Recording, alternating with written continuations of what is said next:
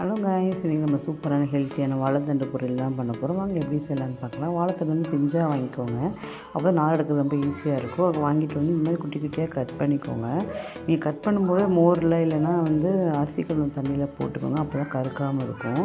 இதை போட்டுட்டு நீங்கள் இந்த பாருங்கள், சினுக்கறி வச்சு நீங்கள் அப்படி சுற்றி எடுத்திங்கன்னா அது நாரெல்லாம் க்ளீன் ஆகி வந்துடும். இதுதான் நம்ம க்ளீன் பண்ணுறது ஈஸி தான், நம்ம எல்லாம் கஷ்டம் நினச்சி செய்ய மாட்டோம். இப்போ வாங்க எப்படி செய்யலான்னு பார்க்கலாம். ஒரு வடைச்சட்டியில் வந்து எண்ணெய் ஊற்றி கடுகு, சீரகம், கருவேப்பிலை போட்டுக்கோங்க. நான் வந்து ஒரு பெரிய வெங்காயம் வந்து கட் பண்ணி வச்சுருக்கேன், அதையும் இதோடு சேர்த்துக்கோங்க. உங்கள் வெங்காயம் அதிகமாக தேவைப்படுச்சுன்னா அதிகமாக போட்டுக்கோங்க. நான் குவாலிட்டி கொஞ்சங்கிறதுனால வந்து நான் கம்மியாக தான் வெங்காயம் சேர்த்துருக்கேன். போட்டு நல்லா வதக்குனதும் நம்ம நார் எடுத்துக்கோங்க பாருங்கள், வாழைத்தண்டு, அதையும் இதோடு சேர்த்துக்கோங்க. சேர்த்துட்டு கொஞ்சம் கொஞ்சமாக சேர்த்து நல்லா வந்து பச்சை வாசனை போகிற அளவுக்கு நல்லா வதக்கி விடணும். இந்த பொரியல் வந்து நம்ம கல்லீரல் பிரச்சனைலாம் வராமல் தடுக்கும்.